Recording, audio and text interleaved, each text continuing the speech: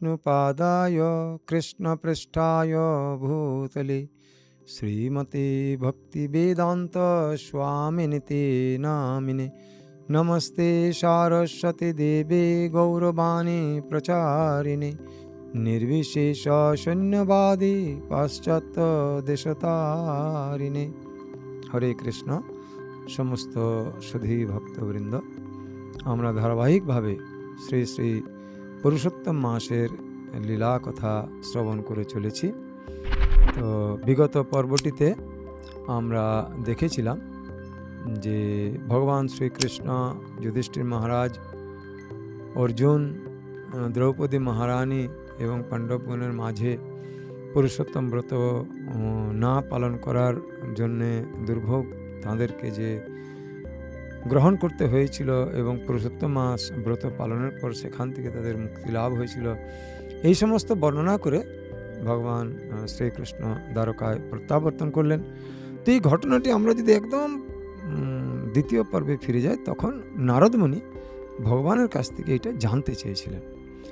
তো নারদ মুনি যখন এই ঘটনার পরে শেষ হয়ে গেল, তো তখন নারদ মুনি এবং সুত গোস্বামী, নারদ মুনি এবং ভগবানের যে আলাপ আলোচনা ছিল সেটা সুত গোস্বামী নৈমিষারণ্য ঋষিদেরকে যে বর্ণনা করছিলেন, এই বর্ণনা হয়ে যাওয়ার পরে নৈমিষারণ্যের ঋষিগণ সুত গোস্বামীর কাছ থেকে ভগবান শ্রীকৃষ্ণ এবং নারদ মুনির এই কথোপকথন শ্রবণ করে পুরুষোত্তম মাসের যে বৈশিষ্ট্য, তারা সেটাকে অনুধাবন করলেন। অনুধাবন করার পরে তারা বারংবার সুত গোস্বামীকে ধন্যবাদ জ্ঞাপন করতে লাগলেন। দেখুন, যখন আমরা কোনো উত্তম এবং উৎকৃষ্ট বস্তু উপহার হিসেবে কারো কাছ থেকে পাই, তো শাস্ত্র আমাদের কি বলছে, যে ব্যক্তির কাছ থেকে আমরা এই উপহার স্বরূপ উৎকৃষ্ট ব্যক্তি, সেটি কোনো জড়জাগতিক বস্তু হলেও তো আমরা ধন্যবাদ তাকে দিই অবশ্য করি। আর যদি সেটি পারমার্থিক বস্তু হয়, যেটি জীবের সর্বাঙ্গীন মঙ্গল সাধন করতে পারে, তাহলে সেই ধন্যবাদ জ্ঞাপনের মাত্রাটা আরও অধিক হওয়া উচিত। তাই নৈমিষারণ্যের সমস্ত ঋষিগণ সুত গোস্বামী শ্রীচরণে অবনত মস্তকে বললেন যে, হে ঋষিবর, আপনি আমাদেরকে পুরুষোত্তম মাসের এই মহিমা কথা শ্রবণ করিয়ে আমাদেরকে এমন ধন্য করলেন, যেটার মাধ্যমে আমরা বুঝতে পারলাম যে পুরুষোত্তম মাসের যে মহামহিমান্বিত লীলা কথা, এইটি যিনি কীর্তন করেন বা শ্রবণ করেন, সর্বদাই তিনি এই সময় ভগবান শ্রীকৃষ্ণের অত্যন্ত সন্নিকটে উপবেশন করেন। তো তাই আমরা আজ ধন্য হয়েছি আপনার কাছে। তো এই পরস্পরের শ্রদ্ধা জ্ঞাপন পূর্বক সম্বোধন বাক্য শ্রবণ করে সুত গোস্বামী বললেন ঋষিবর্গকে যে, আপনারা এখন আপনাদের নিজ নিজ কর্মে যান, বিশ্রাম করুন এবং সমগ্র জগতে এই পুরুষোত্তম মাসের লীলা কথা যাতে প্রত্যেকটি জীব জানতে পারে, সেই বিষয়ে আপনারা বিবেচনা করুন এবং পরিকল্পনা করুন। সাধুর এইটাও একটা গুণের মধ্যে পড়ে। আমরা শ্রীমদ্ ভগবদ্ গীতার 2য় অধ্যায়ের 54 নম্বর শ্লোকে ভগবান শ্রীকৃষ্ণকে অর্জুন প্রশ্ন করেছিলেন যে, হে কেশব, তুমি তো বললে যে এই হচ্ছে, এইগুলি করলে পরে তিনি সাধু, তো আমি কি করে বুঝবো? তো সেখানে অর্জুন প্রশ্ন করেছিলেন ভগবান শ্রীকৃষ্ণকে যে, আমাকে তুমি সাধুর লক্ষণ বলো, তিনি কিভাবে কথা বলেন বলো, তিনি কিভাবে বিচরণ করেন বলো, আর তিনি কিভাবে অবস্থান করেন আমাকে বলো। তো তিনি কিভাবে কথা বলেন, এই কিভাবে কথা বলেনটা হচ্ছে যে তিনি জগৎ সংসারে যখন তাকে কোনো প্রশ্ন করা হয়, তখন তিনি কিভাবে তার প্রতিক্রিয়া ব্যক্ত করেন। তো কিভাবে প্রতিক্রিয়া ব্যক্ত করেন? সাধারণ জীব এই জগৎ সংসারে সর্বদাই দুঃখ আর যন্ত্রণাতে ক্লিষ্ট। সনাতন গোস্বামী পাদ শ্রীমন মহাপ্রভুকে জিজ্ঞাসা করেছিলেন যে, কে আমি, কেনে মরে যারে তাপত্রয়, ইহা নাহি জানি আমি কেমনে হিত হয়। সাধ্য সাধন তত্ত্ব আমি পুছিতে না জানি, কৃপা করি সব তত্ত্ব কহত আপনি। তো সনাতন গোস্বামী পাদের এই যে কথা, যে এই তাপত্রয় অর্থাৎ আধি দৈবিক, আধি ভৌতিক এবং আধ্যাত্মিক, এই 3 প্রকারের ক্লেশের দ্বারা যে জীব জড় জগতে নিরন্তর দগ্ধীভূত হচ্ছে, তো হে প্রভু, এই দগ্ধীভূত অবস্থার থেকে কি করে জীবের নিস্তার হবে? আমি তো জানি না। কোনো সাধন ভজন বা অন্য কোনো পদ্ধতি যদি আছে, তো সেটাও আমি জানি না। তো আপনি দয়া করে আমাকে সেই সমস্ত পদ্ধতির কথা বলুন। আমি সেই পদ্ধতির কথা শ্রবণ করে কেন বলতে বললেন? না, যদি আপনি আমাকে বলেন দয়া করে, আমি শুনব। আর আপনার বলাটা আর ওই অনন্ত বিশ্ববাসী সকলে শুনবে। আর আপনার থেকে যেটা আমি শুনবো, সেটা আমি অপরের কাছে কীর্তন করব, অর্থাৎ বলে বেড়াবো, পক্ষান্তরে প্রচার করব। তো তাই এই নৈমিষারণ্যের ঋষিগণকে পুরুষোত্তম মাসের মাহাত্ম্য কথা শ্রবণ করিয়ে সুত গোস্বামী তাদেরকে বললেন যে জগৎ কল্যাণে, জীব কল্যাণে হে ঋষিগণ, আপনাদের দায়িত্ব এবং কর্তব্য হচ্ছে সমগ্র জগৎবাসীর কাছে পুরুষোত্তম মাসের মহামহিমাময় লীলাগুলিকে তুলে ধরা। তাহলে কি হবে না, জীবকুল এই দুঃখ এবং কষ্ট থেকে মুক্তি লাভ করতে পারবে। তো এই মাসের কিছু কিছু করণীয় বিষয়গুলি আমরা একটু আলোচনা করি। তো হচ্ছে যে ব্রাহ্ম মুহূর্তে শয্যা ত্যাগ করতে হবে। হ্যাঁ, ব্রাহ্ম মুহূর্তে শয্যা ত্যাগ এমনিতে ভক্তরা তো করেই থাকে, বা সাধারণত যারা এই মাসটাকে পালন করবে, যারা এখনও ভক্তিযোগে যুক্ত হতে পারেননি কোনো বিশেষ কারণে, হ্যাঁ, কোনো বিশেষ কারণে যারা এখনও যুক্ত হতে পারেননি, এই অন্তত একটা মাস তারা ভরে ওঠার চেষ্টা করবেন। স্নান ইত্যাদি করার পরে ভগবানের যে সমস্ত আধ্যাত্মিক কার্যাবলীগুলি রয়েছে সেগুলিকে পালন করবেন।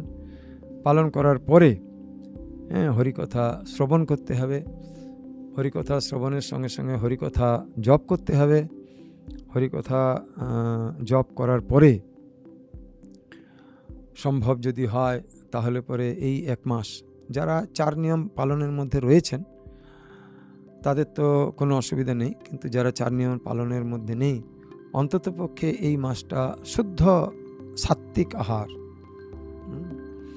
হয়তো শুদ্ধ সাত্ত্বিক আহার গ্রহণ করার চেষ্টা করতে হবে। কারণ কি না, আহার শুদ্ধি তো সত্য শুদ্ধি।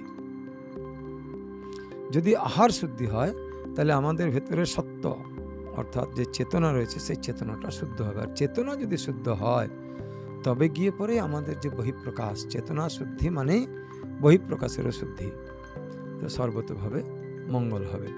তো তাই সাত্ত্বিক আহার গ্রহণ করার চেষ্টা করতে হবে। আর যারা ভগবত ভক্তিতে ইতিপূর্বে রয়েছেন তারা তো ভগবানের প্রসাদ গ্রহণ করেনি, তো তাদের জন্য নতুন করে কিছু প্রয়োজন নেই। আর ভগবানের উদ্দেশ্যে যেটা মুখ্য করণীয়, সন্ধ্যেবেলায় ভগবানকে দীপ দান করা। আমরা পূর্ব পর্বে বলেছি যে ঘৃতের প্রদীপ দান করা। তো এখানে দেখুন কি বলছে যে ইন্দ্রদ্যুম্ন, যৌবনাস্য, ভগীরথ আদি রাজাগণ পুরুষোত্তমকে আরাধনা করে ভগবৎ সামীপ্য লাভ করেছিলেন। সর্বপ্রকার যত্নের সহিত পুরুষোত্তমের সেবা করা তাই একান্ত কর্তব্য। প্রত্যেকটি জীবের এই মাসে অন্ততপক্ষে ভগবান শ্রী শ্রী রাধা পুরুষোত্তমের উদ্দেশ্যে জপ, দীপদান এবং আনুষঙ্গিক যে সমস্ত ক্রিয়াকলাপগুলি রয়েছে সেগুলি নিষ্ঠার সঙ্গে পালন করলে অবশ্য করে তিনি তার অভীষ্ট লাভ করবেন। অভীষ্ট লাভের 2টো অর্থ হতে পারে। যদি কেউ জাগতিক অভীষ্ট ভগবানের কাছে চেয়ে থাকেন, তো জাগতিক অভীষ্ট প্রদান করা তো ভগবানের কাছে অত্যন্ত সহজ বিষয় বা আনন্দের বিষয়। হ্যাঁ, বলে কৃষ্ণে যদি ছুটে ভক্তে ভুক্তি মুক্তি দিয়া, যদি কৃষ্ণের পিছনে কেউ ভক্তি আর মুক্তি মানে ভোগ আর মুক্তি এই কামনা করে কেউ যদি ধাবিত হয়, তো কৃষ্ণের সঙ্গে সঙ্গে তথাস্তু।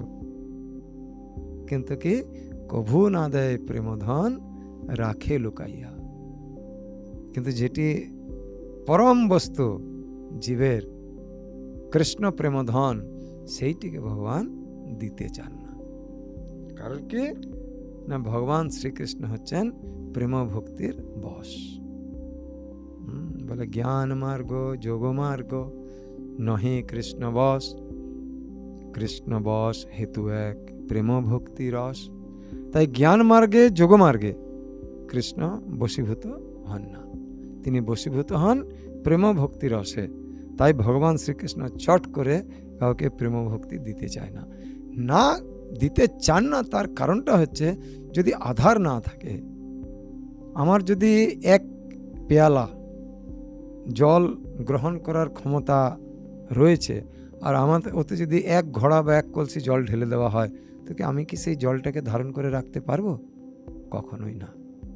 তাই কৃষ্ণ ভক্তি বা কৃষ্ণ প্রেমকে ধরে রাখার মতো আধার যতক্ষণ না তৈরি হচ্ছে, ততক্ষণ পর্যন্ত ভগবান শ্রীকৃষ্ণ প্রেম ভক্তি না দেয় রাখে লুকাইয়া। তিনি পক্ষান্তরে কি বলতে চাইছেন, যে তুমি আগে ভক্তি যোগে যুক্ত তো হও। তো ভক্তি যোগের প্রকৃষ্ট সময়, প্রকৃষ্ট পন্থা হচ্ছে এই সমস্ত পুরুষোত্তম মাস নামক মহা উৎসব যেগুলি রয়েছে, সেগুলিতে নিজেকে নিয়োজিত করা। একবার যদি নিয়োজিত করে ফেলেছেন, তাহলে ওই যে কভু না দেয় প্রেমধন রাখে লুকাইয়া, এইটা নিয়ে আর দুশ্চিন্তা করার দরকার নেই। একদিন তিনি নিজেই হেন প্রেম শ্রীচৈতন্য দিলেন যথা তথা, যোগাইয়ে মাধাইয়ে পর্যন্ত অন্যের কা কথা। যে প্রেমটা তিনি দেননি, দিতে চান না, আপনি যদি ভক্তিযুক্ত চিত্তে ভগবান শ্রীকৃষ্ণের সেবায় নিয়োজিত হন, তাহলে হেন প্রেম, সেই প্রেমটাই তিনি অকাতরে দিয়ে দেবেন। হরে কৃষ্ণ, হরি বল। আজ এই পর্যন্ত। পরবর্তী পর্বে আমরা আবার আলোচনা করব।